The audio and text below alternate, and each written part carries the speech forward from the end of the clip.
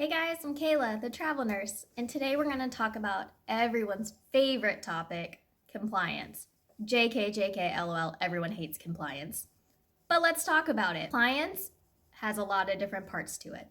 There's online training, there's computer modules, there's lab work, etc., etc. It's a lot. It can be a lot, especially the first time you're applying and you're submitting and you're trying to be compliant. Let's break this down by each different category and step along the way of compliance.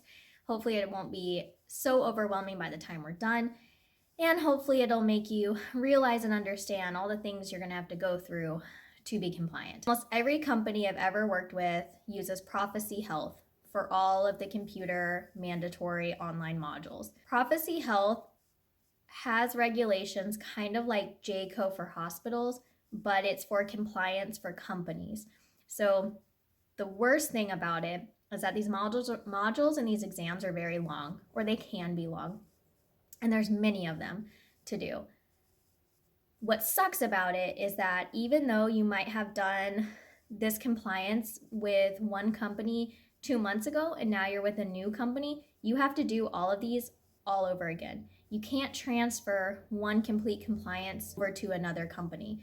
So even though they're basically the same exact thing over and over again, in my opinion, this is hands down the worst part of compliance, having to do all these freaking online exams. Like, how many times do I have to do this in a year? Every time, apparently. It sucks. So now that my personal viewpoint on it is out of the way, let's talk about it in depth. For Prophecy Health, you will almost always have the learning modules core mandatory 1, 2, and 3. Those are all related to nursing. They get more difficult the further in you go through them. In almost every compliance module, you'll also have an EKG test if it is applicable to your department. If you are straight med-surg or med-surg float, you shouldn't have an EKG test. I can't speak on that entirely, but just anticipate you might. If you are ER, ICU, anything that's a specialty, you're going to have an EKG test. Like, it's just going to happen. So be aware and be prepared for that. Sometimes with EKG tests, you will have just a straight basic arrhythmia interpretation test. And then other times you will have the test you do online at home, and then you will have to do one when you arrive at the facility as well during orientation. Don't ask me why you need to. One should be good enough, but sometimes you need two. So just be aware that that could happen to you. So if you're like not great in EKG skills, you might want to do some studying up, because a lot of facilities will require you to get an 80 or higher to pass, and you only get one try. Usually that's California. Hospitals are very strict, but I've seen that a little bit of everywhere, just so you know. I'm actually going to post a link in the description box down below with an EKG interpretation study guide. So if EKG interpretation is not your strong suit, then that may help you when you're studying to pass that EKG interpretation test more easily. So feel free to use that anytime. Sometimes you will have drug calculation modules. That's across all boards and all specialties. Sometimes they're written into the core nursing modules. It just depends on which modules which company is using. Sometimes they're their own separate module. It's just math. It's just basic math.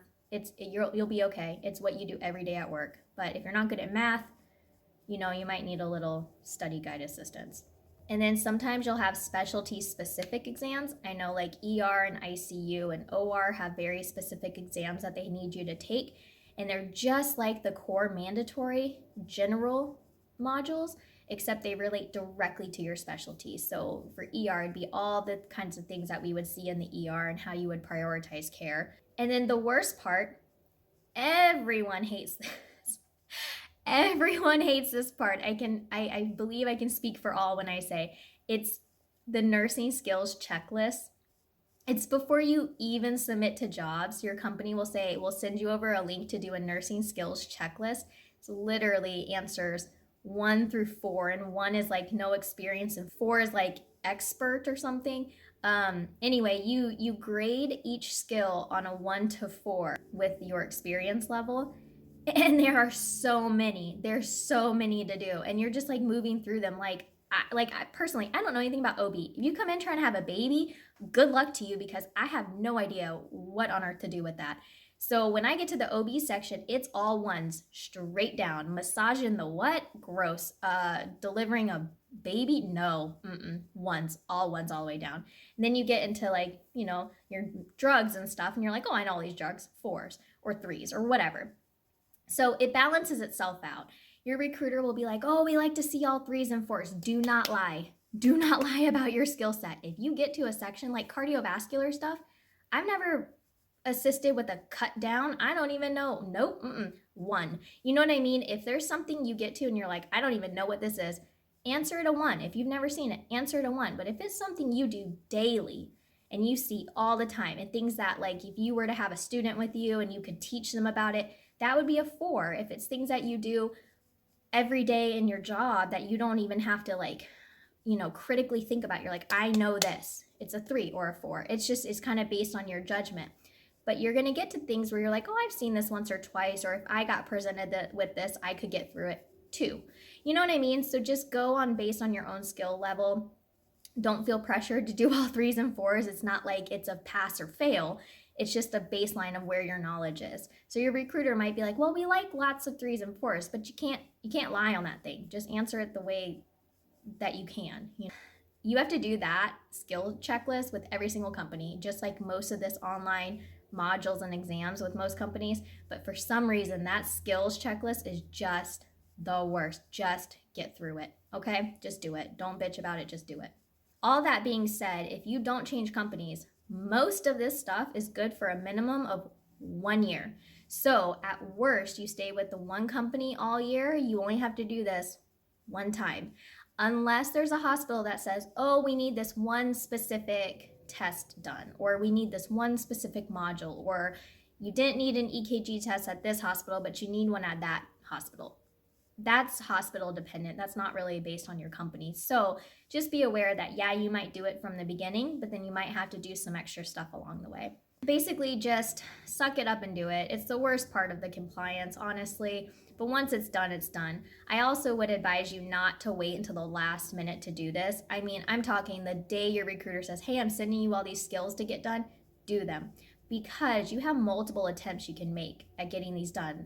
The issue is that you have to contact your recruiter and say, hey, I failed this test by like 2 points. Can you reset the test for me? And they'll say, sure, let me reset it. They'll send you a new link and then you can go back and retest. If you wait until the last minute to take all of these exams, I say all of them, there's like 3 or 4, but still, if you wait till the last minute to take all these exams and you have to keep having them reset, let's say you start a contract on Monday morning. You got this link the previous Monday, and now it is Thursday night, and you are trying to take these, and then you also have to get on the road on Friday. You've left yourself with like no room for error, because good luck finding someone at the company to reset this test for you that you've just failed 3 times. Like when you get the link, set aside the time, get it all done at once, be done with it. If you need to get it reset stat. Do it again. Like re-answer while the answers and the questions are fresh in your mind so you remember what you miss. The good news is if you fail one of these tests, it will tell you the correct answers to the ones that you miss. What benefits you to save the answers to the test that you fail. Okay? Make sure you keep that in mind, is that you kind of do a little quick save and then you can go right back in when the test is reset and re-answer them. Let's talk about lab work. Lab work is the other component that is required for compliance. Regardless of your company, you're always going to have basic lab work to do. The number one thing that you're going to have to do is a drug screen. Okay? Everyone should know this by now. You have to do a drug screen. You have to do one before you leave for the job, before you arrive at the facility. And other times you have to do one after you arrive at the facility. So sometimes you have to do 2 drug screens. I say this because it's really important that you don't do anything between the first drug screen and then getting to the hospital. I mean, everyone's going to do whatever they want to do, no judgment, okay? But don't screw yourself by being like, oh, I did a drug screen, I'm good, let me just go put whatever in my body. No. Make sure that you are at least staying sober long enough to get a second possible drug screen. I actually ran into this for the first time ever when I went to Reno, Nevada. It was the first day of orientation, big group of travelers. Everyone was compliant up to that point. Everyone had done everything they had to do, had arrived, and the first thing out of their mouth was, "We're going to go over to Occ Health and do a drug screen." I have never seen eyes so big in one room before. There was a lot of murmuring about, "Well, we already did a drug screen. Why do we have to do another drug screen?" It's because them's the rules. And so, needless to say, a chunk of that group did not proceed on with the day. So, if you are taking medications that are controlled or scheduled, make sure that you bring your bottle with your information, with the medication on it. Make sure that's current and active. Make sure you bring it with you on your person day one, just in case they run into that. I understand if you take Xanax to calm yourself down. Cool. If everyone could take Xanax to calm down, everyone would be super more chill. But make sure you have that bottle with that prescription label and everything like with you. It also wouldn't hurt if you just had like an attestation from your PCP saying like, "Oh, I have prescribed this for my patient for this reason," and it's on like a letterhead. I know that's probably way overkill, but one of the girls that was in that group was on a controlled medication, had her prescription bottle with her, but it was dated from like 2 months prior or something. Like she didn't take her medication like the way the labels should. So she went through like a 30-day supply. It took her like 60 days to get through, whatever. They wouldn't accept the bottle as is. They required the attestation saying she was currently on that medication for whatever diagnosis. And then they benched her for like 2 weeks until she could get that sorted out, and then she could get into the next orientation schedule. So make sure you just cover all your bases, because the worst thing you want to happen is you drive halfway across the country and then you get there and something stupid like that slows you down or stops you from proceeding. Just cover yourself. I know everything we talk about is like an overkill, but you just never know.